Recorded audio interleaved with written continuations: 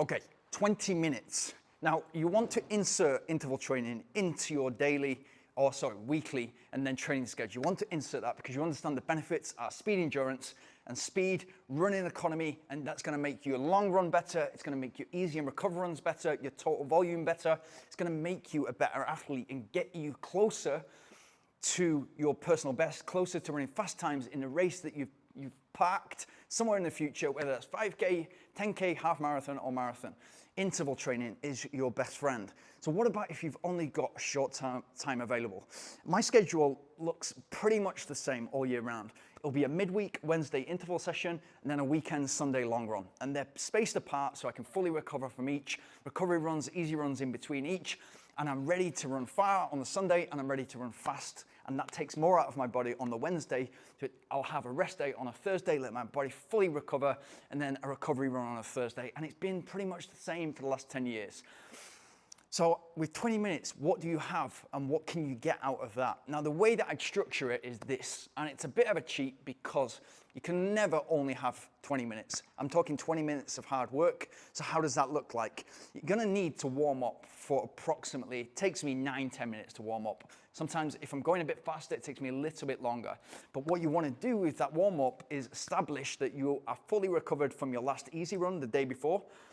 You should have already established that the day before on the easy run. Towards the end of that easy run, before the Wednesday interval session, you want to be doing like 8 times 80 meters, 8 times 100 meters, just stride outs.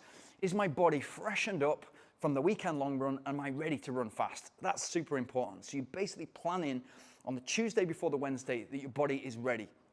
Then you start the warm up, and again, you start as you always do your warm up. But for me, the warm up has got to be, it's a complete check. Is my body still ready? Has anything happened between yesterday and today? And then I'm just walking for the first 3 minutes. And then I'm just running as slowly as I possibly can for the next 2 minutes. And then I'm gradually thinking, right, I'm fresh. There's no tight areas. There's no zones that are potential injury risk. I'm ready to do this session. And then throughout the course of the next 5-6 minutes, I'm gradually upping the pace with stretching and stopping and stretching in between, dynamic stretching, getting the body ready, making sure the glutes are engaged because they're the power muscles. They're going to be doing the vast majority of the work when they're propelling me forward in this faster running.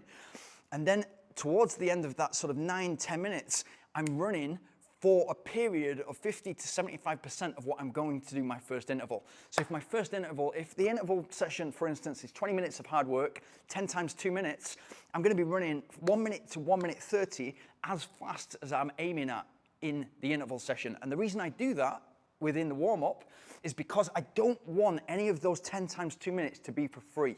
I wanna work hard for 20 minutes solid, or the entirety of the training volume of the interval session. I don't want to be warming up in that first or second rep and then getting to the third rep and thinking, right, now I'm loose, now I'm good to go, because you're letting yourself off the hook. You're not giving yourself the full 20 minutes to get the super compensation, to get the improvement, to move forward.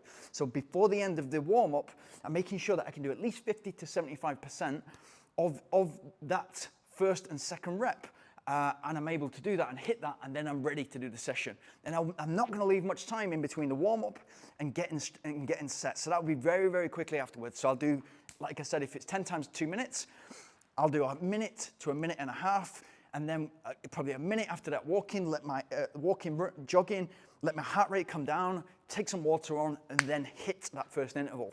Now, the reason I say 20 minutes is because 10 minutes warm-up, 20 minutes with 20 minutes of intervals with a minute in between each interval. So if that's 10 times 2 minutes with a minute, that's going to be 30 minutes, plus the 10 minutes warm-up, plus the 10 minutes cool down at the back. That's 50 minutes. I can get a good session in between 40 and 60 minutes if you're doing those 20 minutes of hard work. And of course, if you're doing, say, 5 times 4 minutes, that's only 5 minutes in between. So it's only 25 minutes of volume in between. So that's 10 minutes, 25 minutes, 10 minutes cool down at the end, 45 minutes. So then what I'm doing is I'm hitting that first and second hard, but also controlled. And what I'm doing in that first interval is I'm making sure that my glutes and my hamstrings are pushing off, my form is good, I'm up high, and my arms are driving forward, and I'm not getting anything for free. So if I've got a set heart rate to hit with throughout that session, and the key thing is control. So you've got to be looking down. I don't care, the watch is already set for me. It knows that I'm doing 10 times 2 minutes. I know what heart rate, so I've got my watch set on the heart rate screen, and I know what I've got to go into. And if I look down after 30 seconds and that's already above, then I'm bringing it back a little bit. So I'll do a lot of sessions in zone 3 and zone 4. The longer intervals will usually be in zone 3 and zone 4, and if I'm doing a shorter interval, I want to push it into zone 5. Now you'll know your zones, but to give you an overview, if you kind of haven't worked the zones, if you haven't done a lactate threshold and know your zones, for me, 150 beats to 165 beats is zone 3. So it's a big zone, that's 15 beats. So it's easy for me to be in that for a long time, but they usually say that's the zone that you can be in for an hour. Zone 2, you can be in up to 3 hours. And then zone 4, it's a lot less. But zone 4 for me is 165 to 175 beats. I can hold that quite comfortably for a long time. And if I need to hold that for an entire marathon, I can do. And that's because you've trained your body over a long period of time. But usually people can't stay in zone 4 for that long. I think it's between, depending on the amount of training that your body has done, that can be between 7 minutes and it can be between 20 minutes for a regular athlete or a regular trained body. So I want to push my heart rate. I want to make sure I'm in that, and I want to make sure I'm in that zone for as long as possible. So if you're kind of building up to that, your heart rate's very comfortable. Everything's at 145 beats, and then for the last 50 seconds, or the last 15 seconds, you go into zone 3, just over 150 beats. You're probably kind of mixing that zone 2, zone 3. So it's not a zone 3 session. It's not going to increase your ability to run in zone 3 and to run far in zone 3, which is what you're trying to do, push up the lines so that eventually you can cope with more effort for lower heart rate, which means that your capacity is better for harder training. And that's what you're trying to do. And then I would play around with those 20 minutes. So it's easier to run, say if you've got to do 20 times 1 minute, then you could run 10 times 2 minutes, and then 5 times 4 minutes. You can maybe do you could obviously do 4 times 5 minutes and 2 times 10 minutes. You're going to get a lot from those because each of those are very, very different. 1 minute, 2 minute, 5 minute, 10 minute intervals are very different. So the pace that you can run for 10 minutes is going to be different than if you break up 20 minutes into 1 minute segments. You'll be able to run much faster, but that's going to feed into each other. You can play around with that for a good 4 to 6 weeks, do very different sessions, only have 20 minutes of hard work.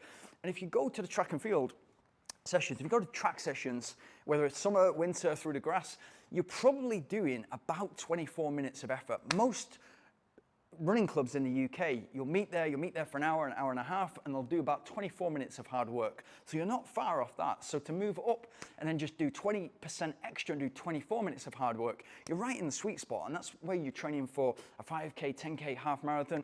For me, if I'm training for a marathon or ultra marathon, I want to do a bit more volume than 24 minutes. So I'll move that up, and it'll be up to 50 minutes or up to 70 minutes.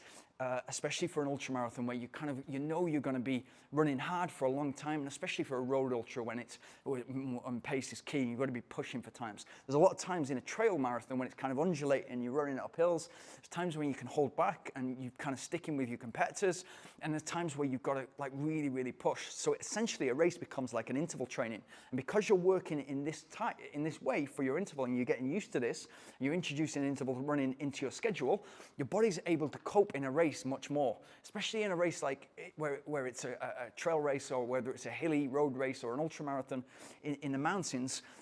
Your heart rate will never be consistent all the way through, although that would be perfect. And ideally I'd run for 7 hours and it would be 150 beats the whole time. The reality is we all know that it's not like that. There's going to be times when you need to push it because you're going uphill. There's going to be times when you're relaxing and your heartbeat is coming back to 130, 120 beats. You get your breath back, you compose yourself, and then you're ready to go again and push. So yeah, good luck. 20 minutes is a great way to get back started and to get started with ultra running. So if you with interval training. So if you're just getting into interval training, it's a great amount of time to work hard for, because you can bite that into chunks and chew it really nicely. And if you're getting back into interval training and a bit of speed work after being off for quite some time, 20 minutes is a great amount of time. And even start with something even smaller like 12 minutes and then progress up within a couple of weeks up to 20 minutes. But it's a great amount of time to work hard in and reap the rewards. Good luck.